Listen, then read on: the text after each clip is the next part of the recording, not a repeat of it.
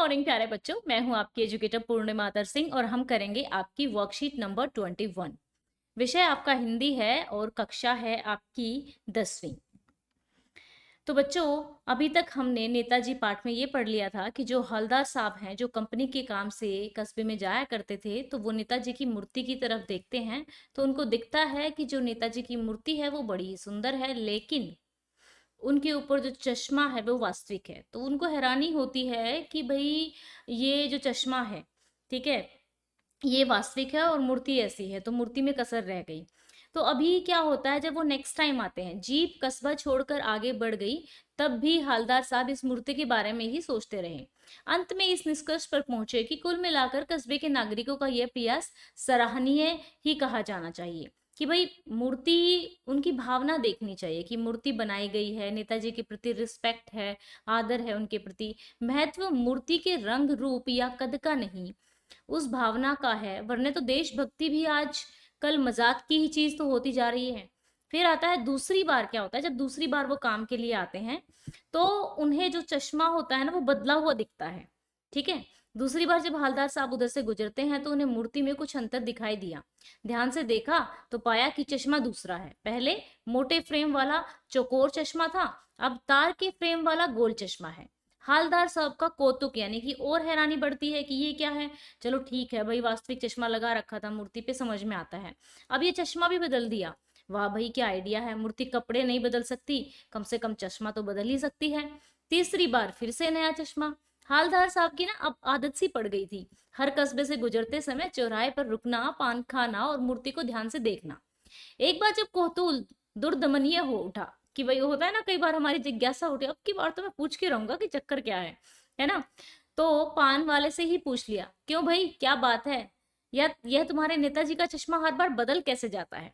ठीक है बच्चों, तो चलो अब इसके क्वेश्चन आंसर करते हैं। नेक्स्ट वर्कशीट में देखेंगे कि क्या होता है, चश्मा क्यों बदलता है, क्या रीजन रहता है, कस्बे वाले चश्मा बदल देते हैं या फिर नेताजी खुद आकर चश्मा बदल देते हैं या अपने आप अचानक बदल जाता है। तो ये सब हम नेक्स्ट वीडियो में देखेंगे। अभी चलते हैं हम यहाँ पे, देखो कौतुक का मतलब होता है आश्चर्य, कौतूल का मतलब होता है उत्सुकता से, ठीक है। दुर्दमनीय का मतलब होता है जिसका दमन, जिसको मतलब मुश्किल से ही नीचे, जैसे कोई जिज्ञासा, हमें बहुत तेज की भूख लगी है तो उसको हम सहन नहीं कर सकते, मतलब बिठा नहीं सकते, ठीक है। जिसको, जिसका दमन करना, जिसको खत्म करना मुश्किल हो, ठीक है। तो चलिए ये आ गए हैं हम अब अपने क्वेश्चन आंसर्स पे। हवलदार साहब किस मूर्ति के बारे में और क्या सोचते रहे होंगे। हवलदार साहब पहले वास्तविक चश्मे को देखकर हैरान थे, ठीक है, लेकिन अंत में सोचते सोचते इस निष्कर्ष पर पहुंचे कि महत्व मूर्ति के रंग रूप, या रंग रूप में ये लगा लेना, या कद का नहीं, ठीक है, कद का नहीं है, उसकी भावनाओं का है। अभी चलते हैं नेक्स्ट क्वेश्चन पे। हवलदार साहब को कस्बे के नागरिक का कौन सा प्रयास सराहनीय लगा। हवलदार साहब को कस्बे के नागरिकों द्वारा नेताजी का मूर्ति बनवाना सराहनीय लगा। दूसरी बार उधर से गुजरते समय हवलदार साहब को क्या अंतर दिखाई दिया, इससे उन्हें कैसा लगा। दूसरी बार उधर से गुजरते हुए हवलदार साहब को चश्मा बदला हुआ दिखाई दिया। पहले मोटे फ्रेम वाला चौकोर चश्मा था, अब तार के फ्रेम वाला गोल चश्मा है। हवलदार साहब ने कहा कि मूर्ति के कपड़े नहीं, मूर्ति अगर अपने कपड़े नहीं बदल सकती पर चश्मा तो बदल ही सकती है। अब चलते हैं नेक्स्ट क्वेश्चन पे। बार बार कंपनी के काम से जाते हुए हवलदार साहब किस बात के आदी हो गए थे। बार बार कंपनी के काम से जाते हुए हवलदार साहब को चौराहे पर रुकना, पान खाना और मूर्ति को ध्यान से देखने की आदत पड़ चुकी थी।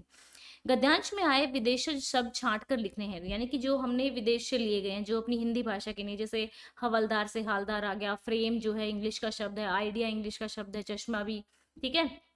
अब चलते हैं नेक्स्ट क्वेश्चन पे। दुर्दमनीय में से उपसर्ग और मूल शब्द अलग करना है, तो उपसर्ग आगे लगते हैं, ठीक है। मूल शब्द दमनीय है, दूर दमनीय, ठीक है, दुर्दमनीय हो गया ये। अब चलते हैं सेवेंथ क्वेश्चन पे। सराहनीय में से प्रत्यय अलग करके उससे दो शब्द बनाइए। तो अन्य हो गया हमारा क्या, प्रत्यय, प्रत्यय इसमें अन्य है, तो ठीक है ना। सराहनीय तो फिर पूजनीय, उल्लेखनीय, पठनीय, तो ये हमारे शब्द हो गए। तो ये थी हमारी आज की वर्कशीट। अभी एक गतिविधि है आपकी, क्या आप भी किसी कार्य के आदी हैं।